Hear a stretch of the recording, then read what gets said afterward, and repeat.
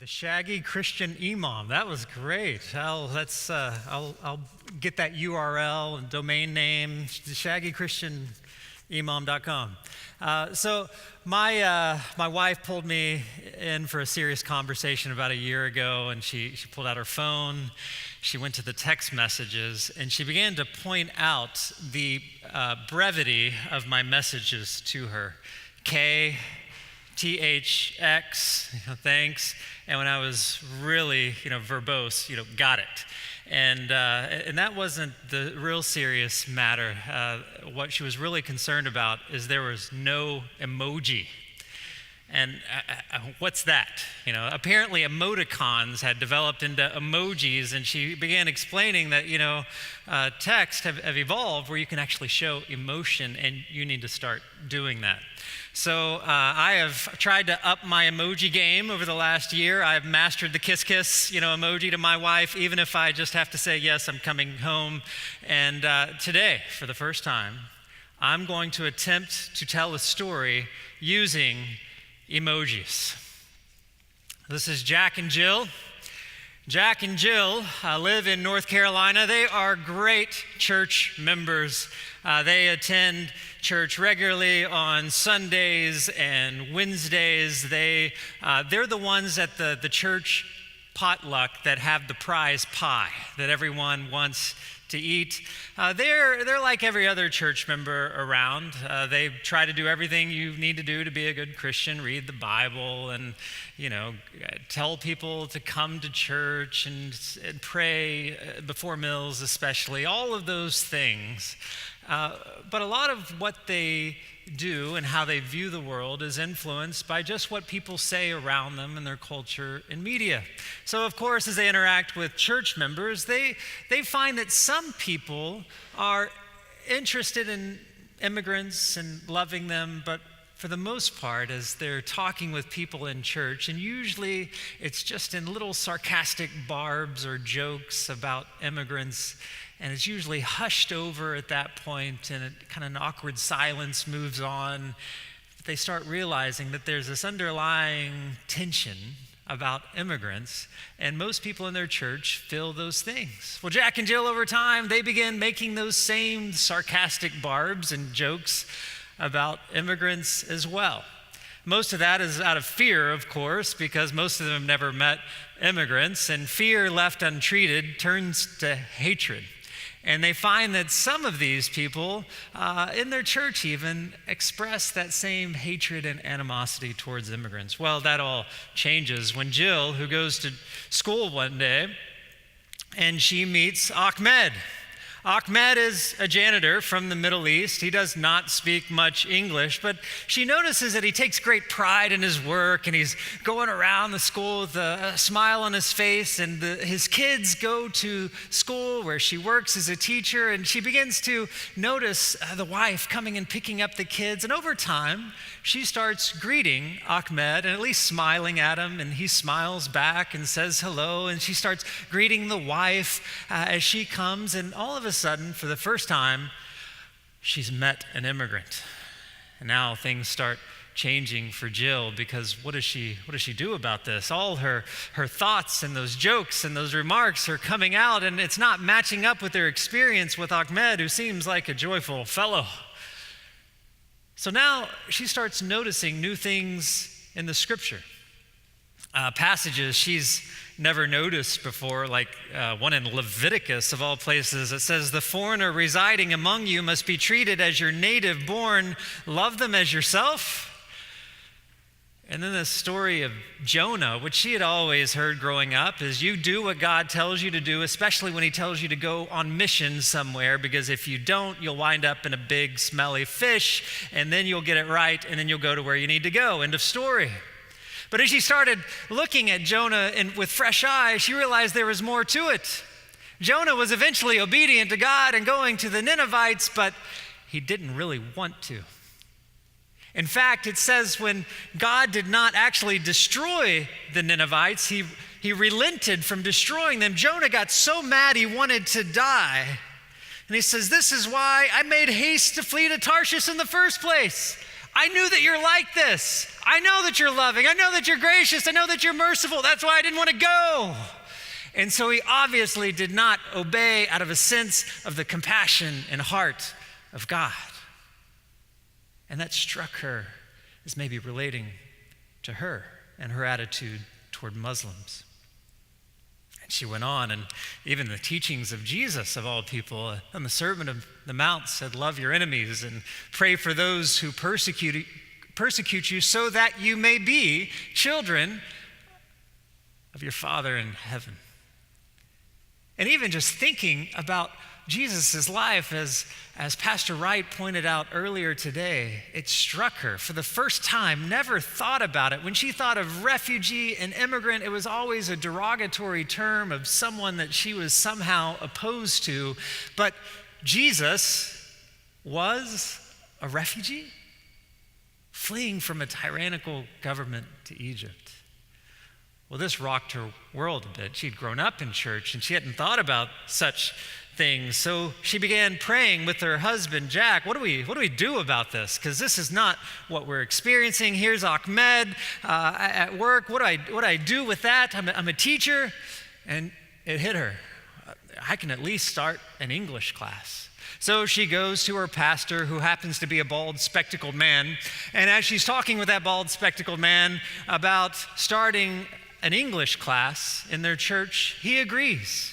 We should do it. We should open our doors. And so over time, the church begins advertising in their bulletin about an English class they're going to start for those immigrants.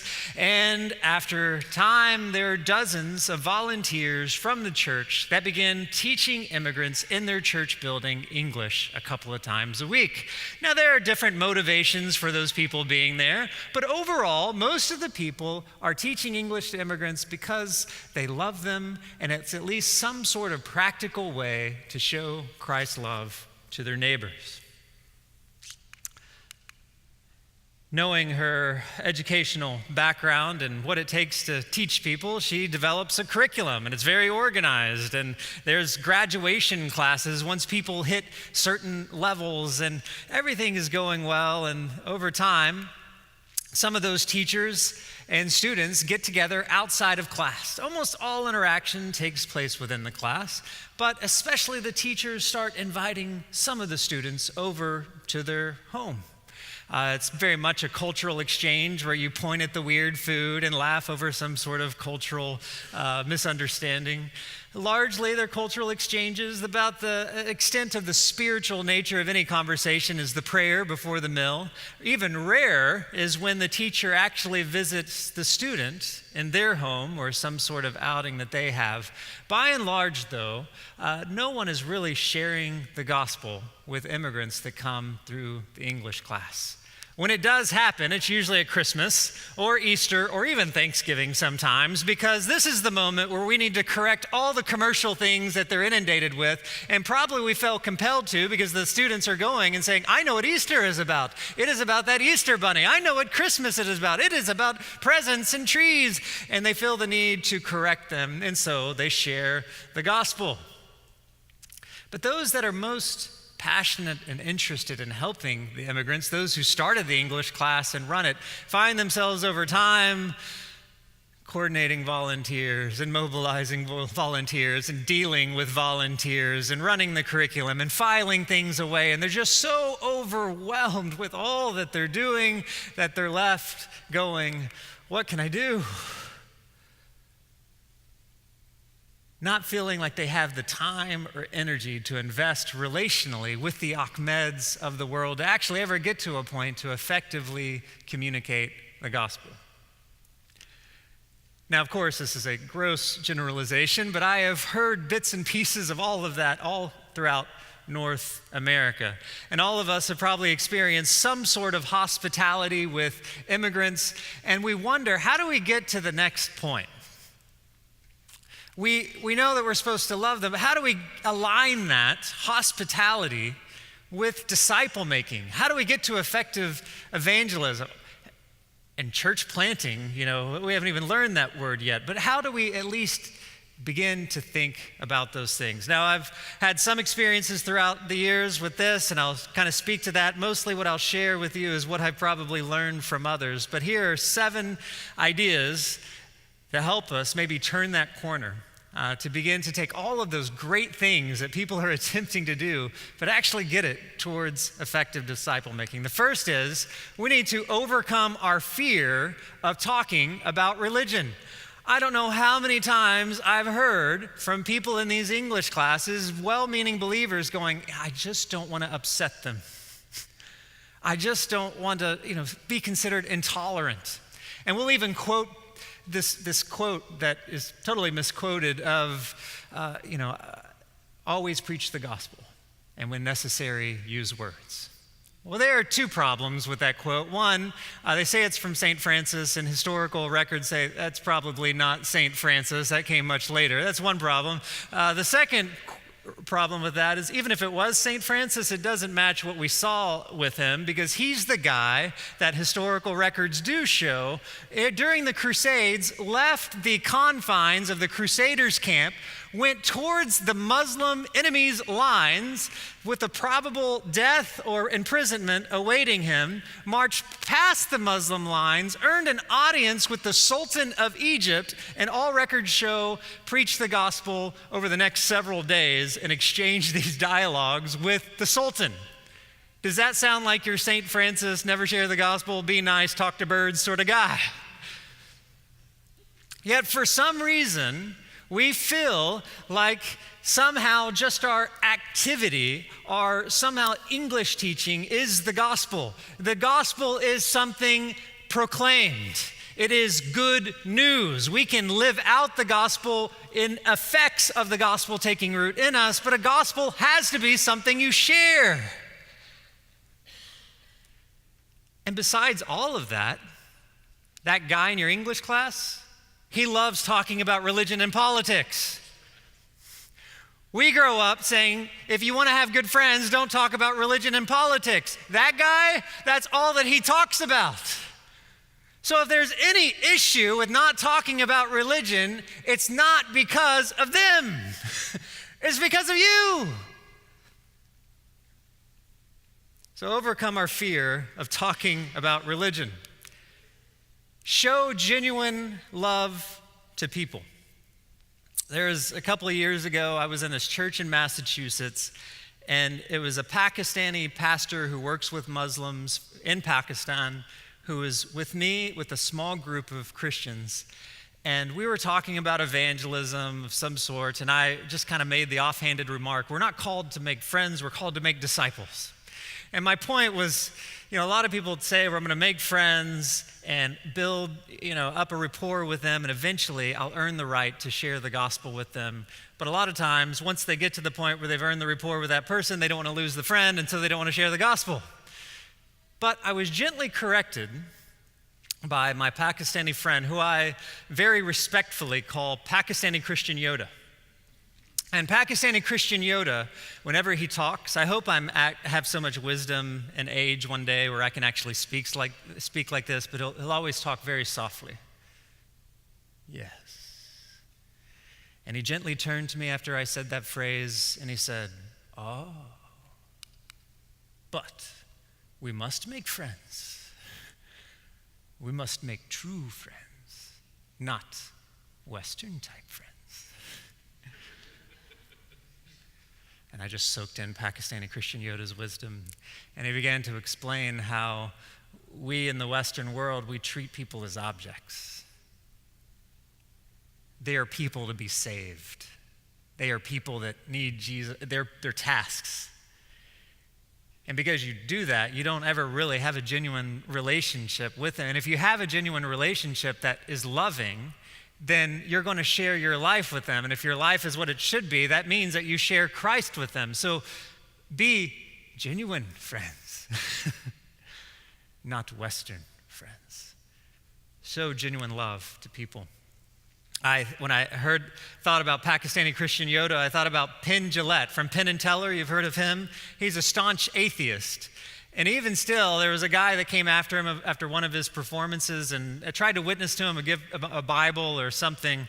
You can go on YouTube and Google this and watch the video interview. And after he did that, you would think that he would kind of knock him down and just he was so, he felt, it was like he honored that guy for the bravery and for the conviction that he had. He respected the guy for sharing with him. And then he says, this is a direct quote from the interview. He says, how much do you have to hate somebody to not proselytize? How much do you have to hate someone to believe everlasting life is possible and not tell them that? So be genuine friends. Also, move beyond the program. Because Americans are very task-oriented and immigrants are generally more event and people-oriented, we have shifted even the definition of ministry. We think if the task is going well, if the ministry is going well, if there are people coming, if we have volunteers, if we've got space, then it's successful. But true ministry is the love of the people and partnering with God in His work in people's lives. It's easy for us to think about the ministry as the hospitality and service that we provide, the thing, the task, and not the relationship with the people. As a result, we keep on just doing the program over and over and over and over, not even analyzing or critiquing, is that actual ministry? English can be an incredible tool for ministry, but a lot of times we're just doing English. We even have to be willing sometimes to shut down the program and constantly ask ourselves, what do we need to start doing or tweak or stop doing to align ourselves with the main ministry of loving people to Christ?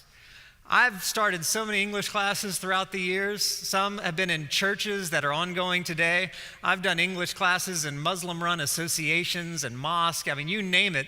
I have shut down a lot of them not because they were going bad, but because God was leading me relationally with what had happened in some of these English classes to do other things with them that were going to be more fruitful to disciple making. We have to be willing to make those hard choices sometimes. Sometimes we need just to think of seasonal approaches so we just don't get stuck in programs and remove us from people. I'm going to do this for a semester. I'm going to do this for 6 sessions. And if I've got the contacts and move beyond that, I'll start pouring my life into the people that seem most fruitful for disciple making or whatever it might be. Even when we do English classes, we need to think strategically about how we're doing it.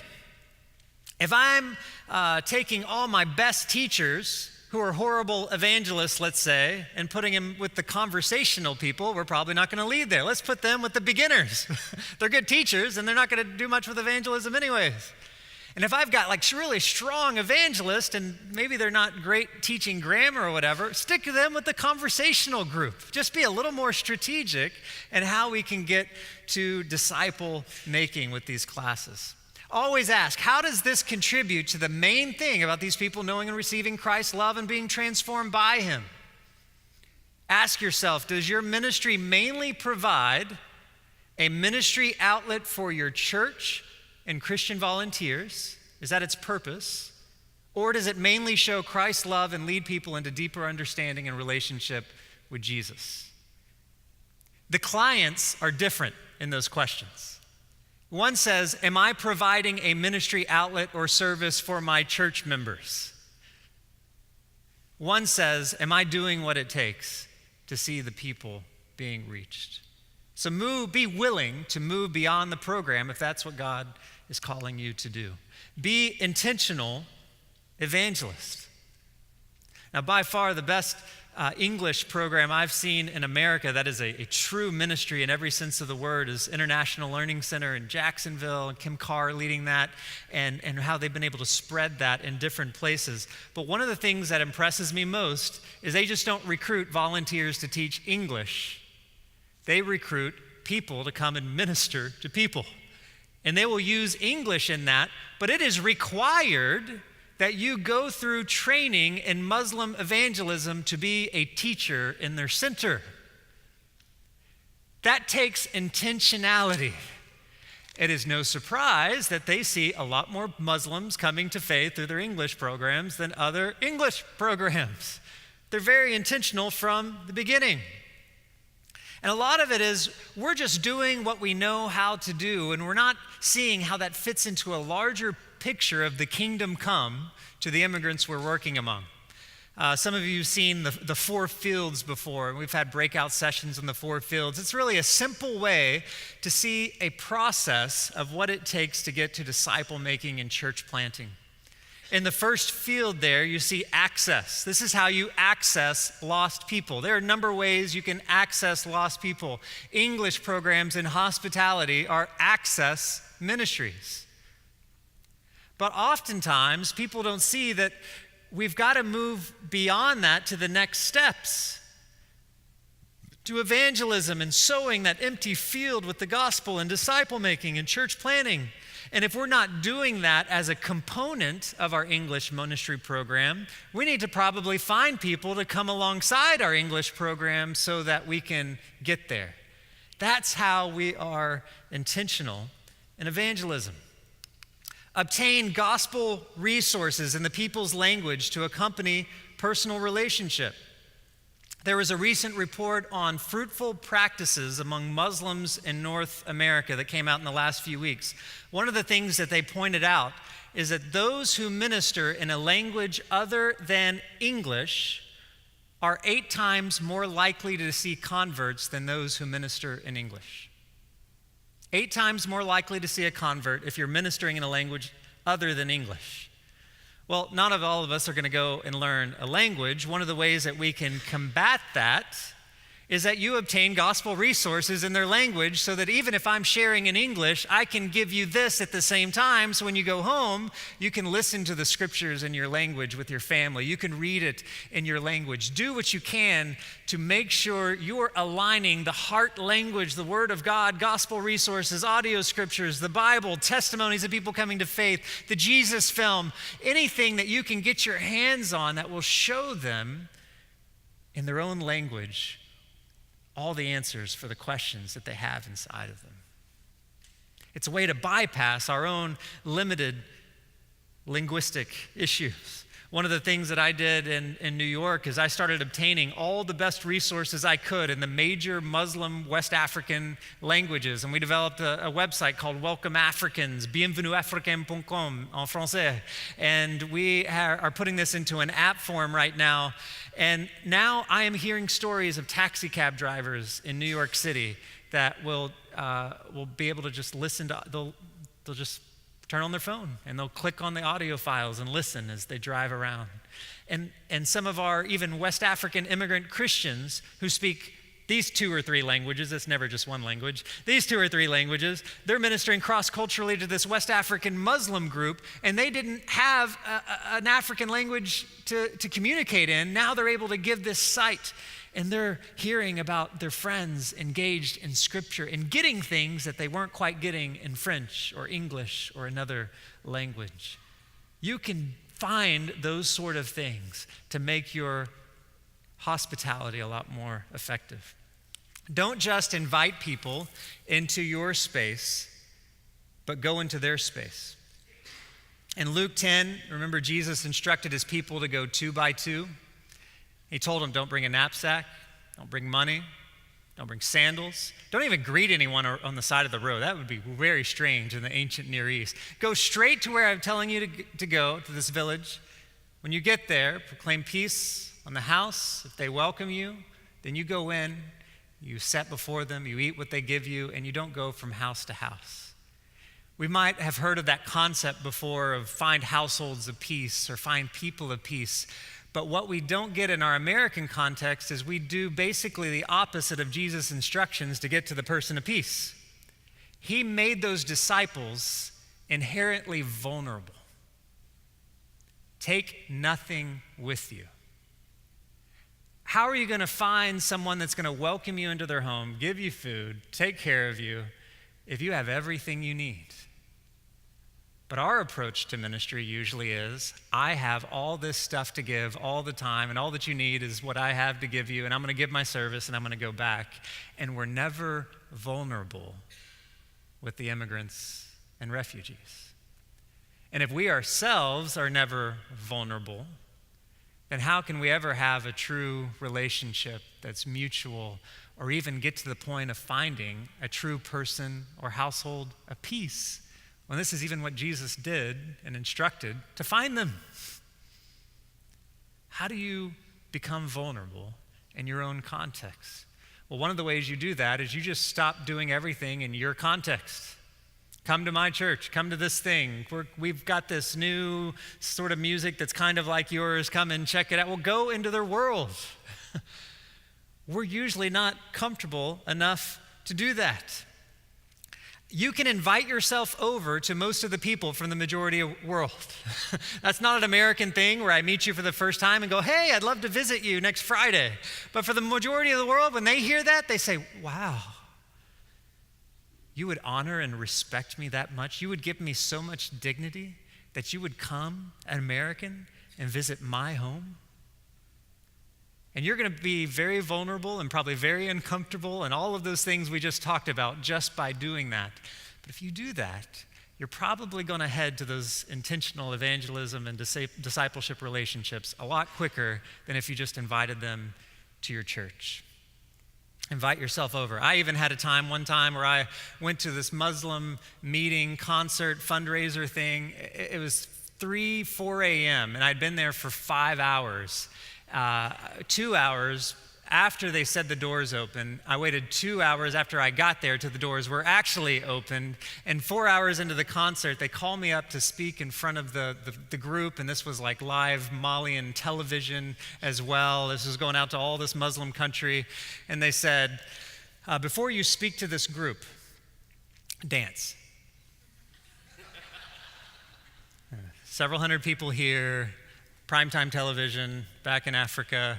I turned to the lady in Bambara and I said, I know you just arrived here, but you don't understand. White people don't dance. And she said, that's funny. Dance. And so I did my best impression of like an African dance, and I made a fool of myself. It was probably just 30 seconds. It felt like 30. And I finally went back to the lady to get the microphone. She said, no, 5 minutes. So I go out again and I'm dancing. Finally, some people rescued me and came and danced with me, and this huge like conga line exploded. And I finally earned the right to share even from God's word, on this television station.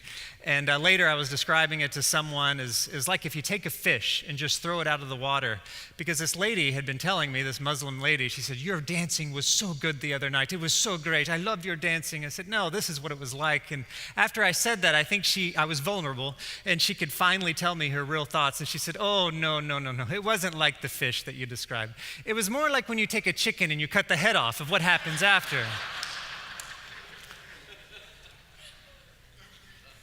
You find yourselves in those situations. But as a result, you become a part of the people and you share those experiences. And I even met someone 2 years after the event. She said, what the words you said that night from God's word, I have thought about that. She says, every day. I'm sure she doesn't do it every day. But Bible study started in her home as a result of that, even 2 years later, just by going at 4 a.m., in the morning and dancing in front of all of these people as a white chicken with his head cut off. Inviting ourselves into their space, or at least going into their space, it mostly has to do with our own attitude. We want to control things. We don't want to be afraid. We don't want to be out of our comfort zone, and we really have a sense of superiority that has to be shed. A couple other examples. I was in a Muslim-run association, and we had got all the approvals to start an English class there, and there was one leader that wasn't around for those approvals, and he was like a gatekeeper for the community. So he pulled me inside of his office and he says, Mamadou, which is my African name, Mamadou, tell me why you're here. I was like, oh man, here we go. Well, you know that we are followers of Jesus. And as we have studied the life of Jesus from the Injil, we have seen that he gave his life away for others. It's like, you know what it's like here in America. Everyone just works and works, and they try to be successful and make their lives comfortable and make money and all of those things. He said, I come from that world. But as I look at Jesus' life, I don't want to do that. I want to give my life away for others. These people here, they could be doing all sorts of things like that. But they want to give their life away for others and just be here to help in whatever ways they can. He looked at me and, okay, this is good. And we had established a great relationship from that point. Even a few months after that, he says, Mamadou, you need to go see this imam. This imam is not like the other imams. He is open. And so I went with my friend Yusuf, who's a Muslim background Christian, ended up sharing the gospel in the mosque with the imam on that first visit. The imam didn't talk to us about all the Islamic, objections he would have. He invited us back. So I ended up teaching English in the mosque through a city program. After the city program, I ended up teaching character and values in the mosque. Ended up being a shaper of morality in the mosque, which was a very odd thing. And then after a while, the imam said, I want to study the Bible with you. And so I started studying the Bible with the imam in the mosque with other people listening in. Even the other imam got jealous later and started studying the Bible with him. All this was happening in their space. And eventually the imam asked me, he says, do you know why we let you here? I said, I have no idea. Please tell me why. He says, well, everyone here knows you're a Christian. Many of them know you're like a pastor, but you love us and you respect us. And we want you to be a part of our community. We would have never have found those people, as well as all the other people we met that we started Bible studies with outside of the mosque, if we had never entered into that mosque space. Enter into their space. Even a friend of mine who worked among Gambians, there was a leader that invited them to a picnic with all these Muslim guys, and the Muslim guys went back to the African leader and says, why are you letting them come and hang out with us? He said, you're inviting a fight. And the leader said, if there is any fighting, it is only between our own ears. And when you invite yourself into that space, you begin to find out, okay, that might be one of those households or men of peace. He's wanting their people to know the Bible. Starting new discipleship groups and churches that aren't integrated into your existing church structures are very difficult for us, the American church, to get our heads around. The problem is, when we say that everything has to be in our space, or this is our ministry, is our church, or whatever it is, we put the onus of discomfort on the immigrant or refugee to be able to come in and be able to hear the gospel. The onus of discomfort should be on the believer for entering into their space so that it is easily accessible or more easy for them to hear the gospel. We often do the opposite. So don't just invite people into your space, go into theirs. Lastly, it's okay to start with what we know, but we need to ask God, what is it going to take? We basically say, like Jill, this is what I know, this is what I do, and that's not all a bad thing. We all have to start with something we can do. But ultimately, if we're going to see fruit and disciple making, we have to get to the point of where we change the question. What is actually going to take to see the people reached? And often American Christians who are so distant culturally from the people they're trying to reach eventually might get to a point of saying, there are other people that are believers that have a lot of evangelistic zeal that are of the same culture or at least closer to that culture than I am. Maybe I can come alongside them in some way and help. One of the secrets to the International Learning Center in Jacksonville, and why they've seen so many people come to faith, is they readily make their space available for immigrant Christians to come in and meet people through their loving hospitality and freely go and evangelize and start discipleship groups and churches outside of their center. They've been able to use something strategic that they can do, which the immigrant Christian is probably not going to be able to organize and get started. But they've been able to take all of that successful curriculum and teaching English and all those things they can do, and they've partnered that with the evangelist and the disciple makers in the communities, and that is what has led to incredible fruit. I realized this in my own life, where I was thinking about what I could do to stay connected with West African Muslims, because we had started Global Gates, this mission organization, and it was starting to spread and grow, and I found myself doing all this admin stuff and being a talking head, and I wanted to go hang out with Muslims still. So I went out with my friend Yusuf, this Muslim background Christian, to share the gospel with people once a week. And whenever we would go out to share, I realized that Yusuf always deferred to me when we were out sharing, which was really odd, because when I talked to Yusuf at other times, he would talk to me about all these Muslims interested in the gospel, Muslims coming to faith in Christ, and it wasn't happening when I was around. I said, okay, maybe us going out and sharing the gospel together once a week is more about me and what I want to do and my sense of fulfillment to actually stay relevant in this whole thing that we're doing, but maybe it's not what's the best thing to reach Muslims.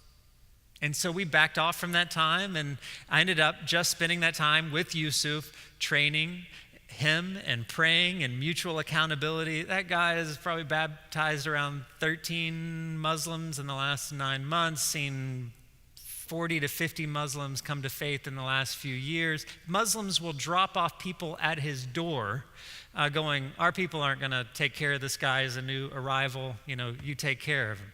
He's had those people come to faith. That's the sort of reputation he has, even in the Muslim community. I see my role at this point as coming alongside people like that, who God is using in incredible ways, not just for his people, but even extending to other West African Muslim groups. Part of the question in asking what is it going to take instead of what can I do is using this new English word that a Bangladeshi immigrant friend taught me. He's a missionary with us. And sometimes we need immigrants in our lives to teach us new English words and that have fresh meaning, and that's exactly what he did for me. He says, Chris, I should have died in Bangladesh. The imam, he wanted to give a sword to my father to cut off my head in the middle of the night. But God, he has super plan. Super plan. He says, yes, and I couldn't marry in Bangladesh for a while because the Muslims would not give me a wife because I'd become Christian. The Christians do not want to give me a wife because I came from Muslim. But God helped me to lead a Muslim woman to Christ, and I marry her. You see, he has super plan. I thought, wow, what a great word. Because really it points at, if we are all a part of God's story and what he is doing and redeeming all peoples to himself, and not what can I do and what is my story and how do I just do what I know how to do, we will begin to lay down everything before God and say, I will change anything to match with your super plan. And when you do that, you start aligning with other super plan type folks. A lot of you in this room are super plan type folks, and you're probably sniffing it out, in each other during a conference like this. It's really the main value in conferences like this. It's not anything you're going to get from me or a breakout. It's really the relationships you get together and go, in God's super plan, there might be something for us.